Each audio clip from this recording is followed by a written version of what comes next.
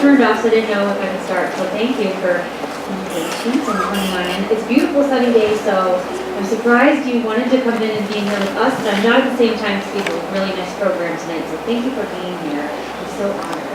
My name is Lindsay McCoy. I will be your MC tonight.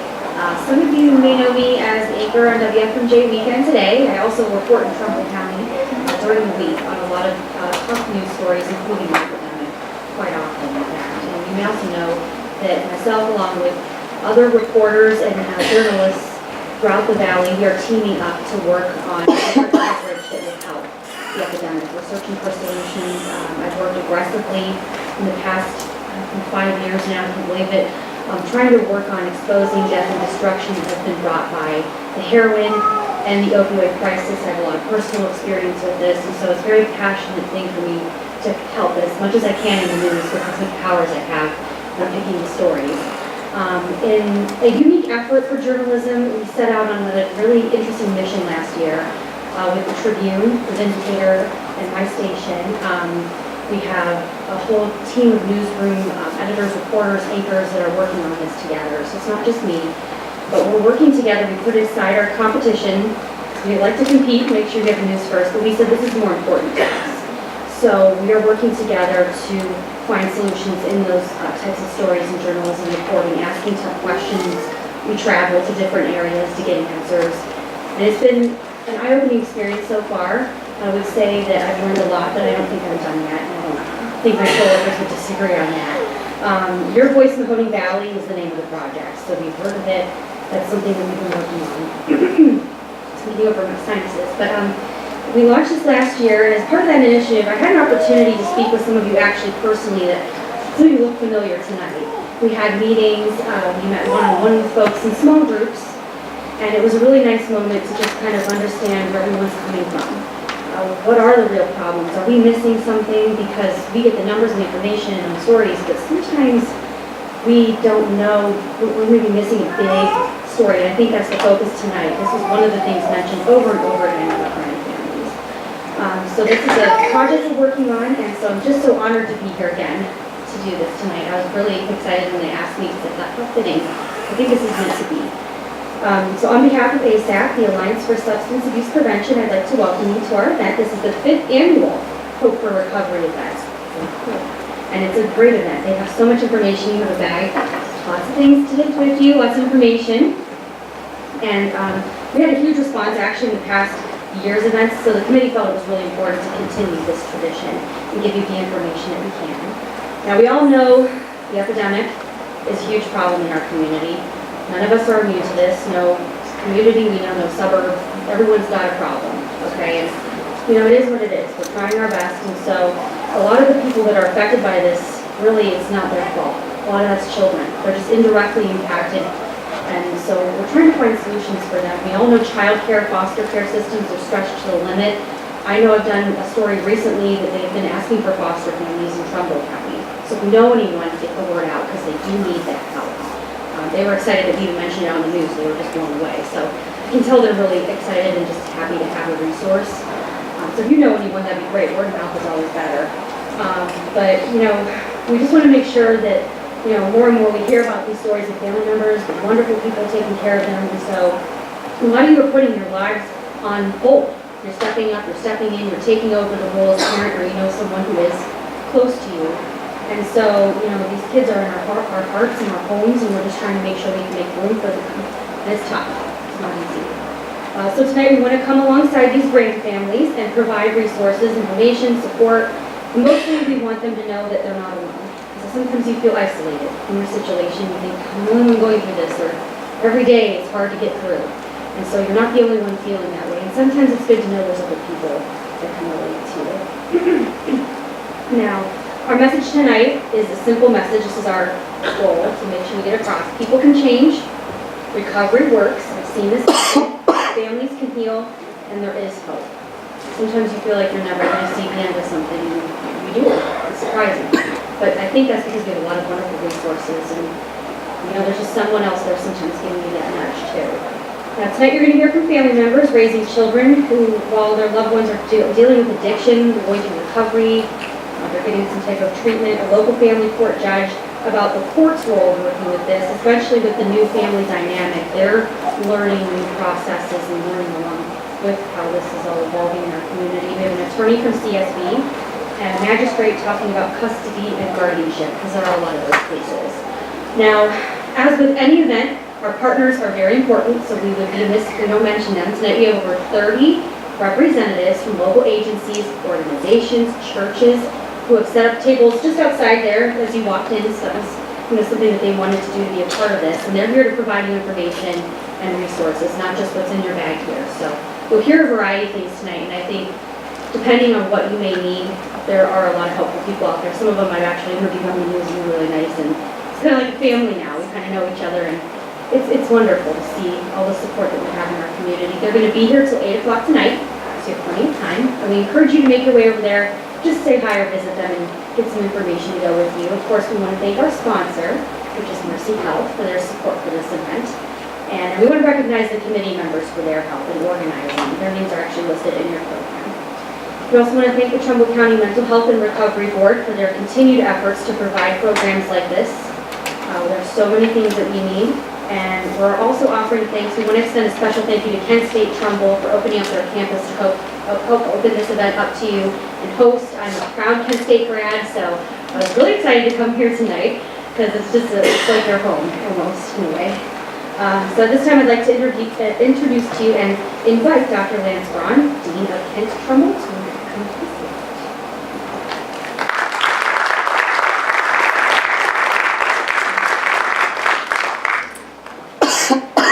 Good evening and welcome to this evening's program. We are so happy to have you on our campus. We're so happy that you turned out tonight to gather together, to encourage each other, to support each other, to learn new information, to be part of this community effort to make this community stronger and more vibrant and more sustainable and healthier. As just a couple of things, housekeeping. If you go out that door, you're outside. Okay? If you've been here for a while, you likely have found the restrooms, but the restrooms are off the atrium lobby where the tables are set, so those are easily found there. If you have not yet turned off your cell phones or cellular devices, put them on silent or put them on vibrate. If you will please do that out of courtesy to those around you, out of courtesy to the presenters. That would be much appreciated. It is an honor for us at Kent State Trumbull to host this event and to partner with the Alliance for Substance Abuse Prevention in making programs like this possible. This is what we are about. We are, as a college campus, a university campus, we are, as your Kent State in the Valley, primarily about educating students. But we want that education to be meaningful, to be purposeful, to have significance in the real world of real people and real communities. And so this is one of the ways in which we as a campus can contribute to that. Again, it is great to have you here. Thank you for coming out on this beautiful early March evening. Thanks to our staff here who is behind the scenes helping to make all of this possible. I am very grateful to the sponsors of tonight, all those who are here sharing their information, sharing their resources, sharing their expertise. And I am especially thankful to this marvelous organization, Alliance for Substance Abuse Prevention. They do great work, and it is an honor for us at Kent State Trumbull to be part of that organization. So, again, thank you, enjoy the program, and do take advantage of the opportunity to meet everyone in this room. Thank you.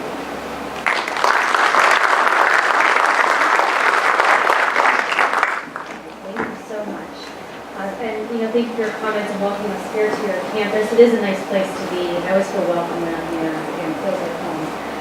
But before I introduce our first speaker, I want to let you know that we will have a brief question-answer period. So what you'll be able to do is after each presenter give a question, just raise your hand, We have volunteers with microphones that are going to come around, and if we don't have enough time, you can also ask afterward. We're going to try to fit in as many as we can. Also, you should have been handed a note card asking you how you heard about us when you walked into the auditorium, so please fill those out and let us know so we know how you heard about us, so we can continue that effort, and we'll collect them at the end with our volunteers. And at the end of the program, we're also going to draw some names for door prizes, including a gift basket from Recovery's Beautiful, as well as a few medicine safes, so stay around for that. Also, now we're going to begin the program this evening. First, I want to introduce our first speaker.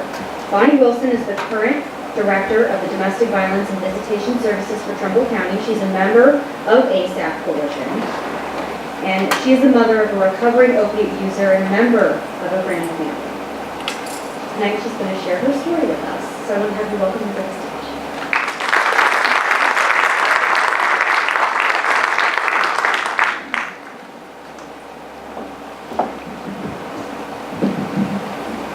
Good evening. So for the past 5 years, I've had the honor of not only being the chair of this event, but being one of the speakers. And when our committee began the work of planning this year's event, we knew we wanted our topic to be grand families. We wanted to come alongside and support these wonderful individuals who put their lives on hold to nurture and raise a grandchild, or sometimes multiple grandchildren. So I'm just curious, how many of you wonderful people are here with us tonight? Lots of you. Thank you so much for what you're doing. So it's no secret that Trumbull County is the epicenter, sort of ground zero, if you will, of the heroin epidemic. All we need to do, pick up the newspaper, turn on the news, stories of heroin's destructive path dominate the headlines. And while this opponent might have us temporarily against the ropes, we're not ready to throw in the towel. Sadly though, as in any fight, there will be casualties. As the saturation of heroin continues to permeate our county, more and more children are becoming the collateral damage of this adversary. Some have been orphaned as a result of this drug. Some have been neglected or abused. But overwhelmingly, children are losing their parents to this epidemic, and parents, likewise, are losing their children. Losing a child to the grip of heroin is something I'm all too familiar with. And being a grandparent, blessed with the privilege of raising a grandchild, is also something with which I'm intimately acquainted. So I'd like to just take the next few minutes and share a bit of my journey with you. Now, on my journey, I've had the opportunity to work with our friends in behavioral and mental health, addiction, recovery, criminal justice, education, and the faith-based community. Many of them, as you heard, are here tonight to provide resources and information for you, so please make sure that you seek them out at some point this evening. Grandparents raising their grandchildren. Well, while it seems to be the new norm, it brings with it an entirely new perspective and a whole new set of challenges. Many grandparents, like me, were baby boomers, but our kids, our adult kids, are Gen X, Gen Y, millennials, and our grandchildren, they're like Gen Z or some other alphabet thing. So sometimes grandparents encounter legal difficulties related to custody or guardianship. Issues arise when you're attempting to enroll your child in school, or even just taking them to the pediatrician can be a challenge. And there might be challenges with a parent over custody or visitation. Many grandparents have already raised their children and might be looking forward to like a new chapter in their lives, like retirement, travel, or even just peace and quiet. So for grandparents who are employed, this might mean finding and paying for childcare, which is not cheap. So that brings financial issues. It's expensive to raise children, especially if you're on a limited income. Being engaged in your grandchild's school and with their friends is also a whole other unique experience for grandparents with grandchildren. Like learning about all the new video games and learning about how to FaceTime and all the new social media sites. You become more familiar, like with all the shows on Disney and Nickelodeon, and more excited about what's going to happen to your characters on Paw Patrol, or what's going to happen on the season finale of Henry Danger, instead of like what's going to happen on HBO or Netflix series. So it's new challenges and new perspective. So in our journey, a year before my husband Mike and I knew we were going to be taking on the role of grandparents raising a grandchild, we sold our big old house and downsized into a condo. My husband had his man cave, and he decorated it just the way he wanted. And then a year later, that man cave became our grandson's bedroom, redecorated as Thomas the Train. Some of you may have heard me speak at past Hope for Recovery events about my daughter's struggle with addiction. So in this May, my daughter's going to be 40 years old. She's been struggling with heroin and opiate addiction for 20 years. Half her life, she's been intoxicated, incarcerated, or in recovery. I began speaking publicly about our journey, well, really my journey, as the mother of a child with addiction several years ago. I made a decision that I was no longer going to let the drug hold me hostage as it has my daughter. When you discover that you have a child who's become addicted, after the initial shock, you play a blame game. Like, is it my fault? What did I do wrong? What could I have done differently? And then, of course, there's the shame and the stigma. So in 2003, after living in and with this madness, I heard about a program called Teen Challenge. So it's not just for teens, it's a worldwide Christian residential treatment facility for men and women with substance abuse issues. When my daughter went to court for what was the 50th time,